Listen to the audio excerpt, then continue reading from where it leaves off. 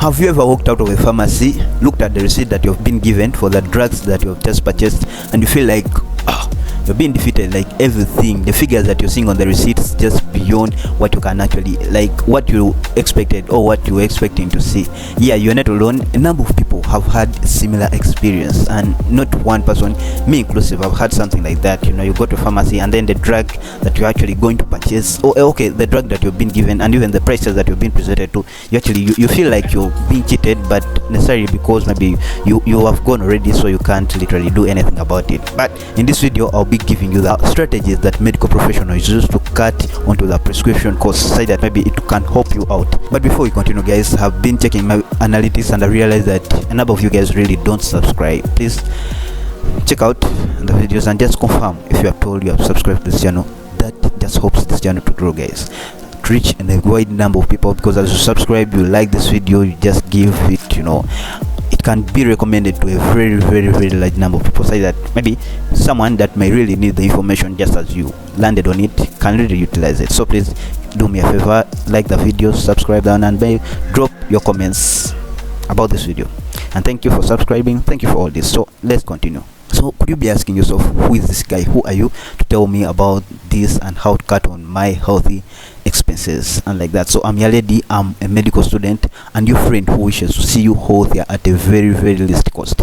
And that's my primary goal for this channel, just to help out a number of people all over the world, just cut on the medical expenses.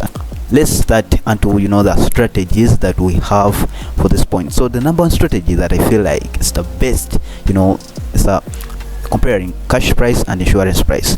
Cash price, at times, most cases, when you are at hospital and then you've seen a doctor, when you're to pay cash, it's relatively cheaper. At times, when they're prescribing drugs and you say, so doctors, are you paying cash or you're paying, via insurance?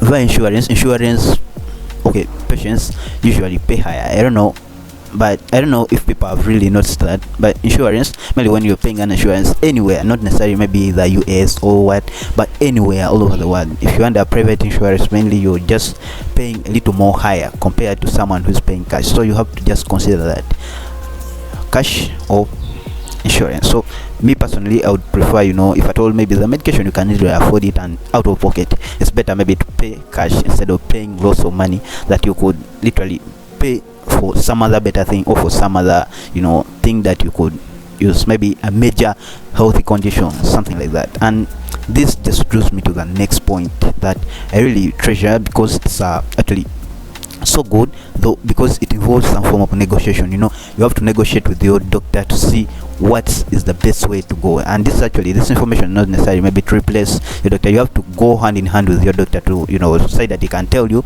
or she can tell you the way forward. And this one is the power of the pill splitter. Pill splitters, some pills are literally sold in whole boxes or whole tins and what, just like that. And you find that a 50 milligrams pill will cost the same amount as 100 milligram pills, or many pills, that's in a tin. You find that one strip costs the same amount as a whole tin. So by this one, maybe the doctor's prescribed for you just for one strip, but you really need like that same amount. You can really buy a whole tin, so that maybe with time, if at all you need the same amount, you can actually utilize this one. So if you negotiate with the doctor, this one actually you need to go and you need to talk to your doctor very well, because literally at times we think that maybe if at all I prescribe a drug, you go with it and buy a whole tin, you may misuse it or something like that. But if at all you talk to them and then you keep the discipline that you will just use the strip that you're actually going to buy, or that was prescribed, you just buy a tin and then you pick a strip to just help you out, to manage your medical condition that you could be having currently. And so by learning this, just draws me to the point. And actually, I think everyone just has an idea, but they don't have the full understanding of what it really means. And this is the brand versus the generic form of medications.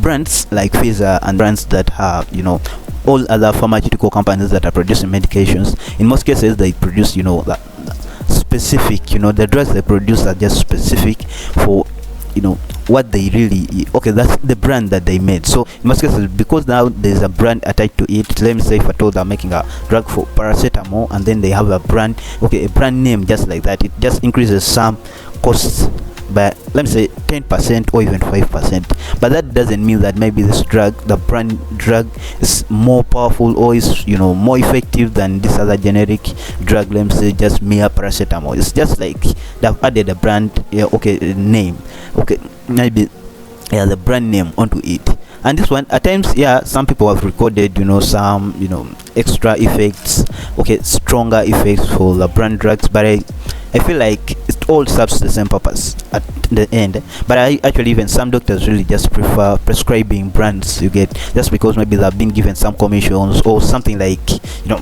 to make them feel good. You know, when a company comes to your office as a doctor and then presents you with a certain commission just to, you know, prescribe a certain drug, of course chances are high that you won't refuse the offer, and then you take it, just, you know, and every patient that comes in and wants that drug, you just prescribe it. And some doctors are really bad that they even prescribe, you know, someone just prescribes even the drug that you don't need just because they were given a commission over that drug, and that's not really right. That's very wrong. So you have to consider, as a patient, maybe you have walked into the doctor's room, so you have to ask, you know, could this be a brand name of this drug, or is there a generic form for this drug, such that maybe you can lower on the cost of medications that you pay paying for that.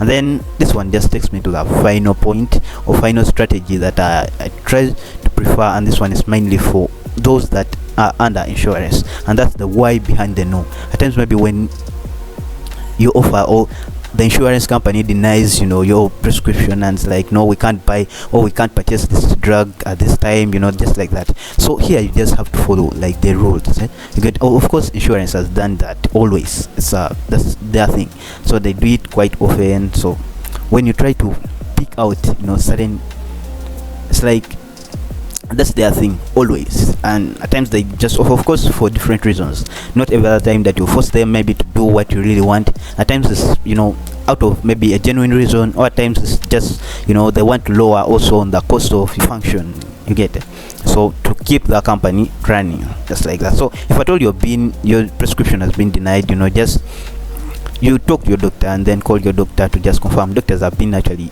enlightened about this. They can try to negotiate it out for you. You know, a doctor submits a form that will help you to the insurance companies, and then to just confirm that this drug or this prescription that was written is really essential. But that's, as I said, if at all you're able to pay it out of cash or out of pocket, it's better, because it's cheaper actually paying cash than paying via insurance. If at all you can afford, it's better to pass through that way. So here I was telling, the doctor submits a form and then to the insurance companies and shows how essential this medication is to your health, and this one maybe in most cases is approved, and so you can be able to purchase what, the drug or the prescription that you were really given to the pharmacist. And so a recap and a summary for all this. So you have to pick out, when you walk into the doctor's room, you have to ask, is this drug the generic form, or is there a generic form for this drug? Yes or no. If yes, go and do the needful. And then, can I pay cash price out of, maybe instead of paying, you know, insurance and what? And then, is it safe to split up this drug, just in case you've been given a, maybe prescribed for a strip, and then you just want to purchase a whole tin, and then you split the drug to the dosage that you were given. Asking why the insurance company has said no to your prescription, such that you can be literally helped out. Anyway, let me hope you have enjoyed this video. Please check out these other videos here, and then see you next time.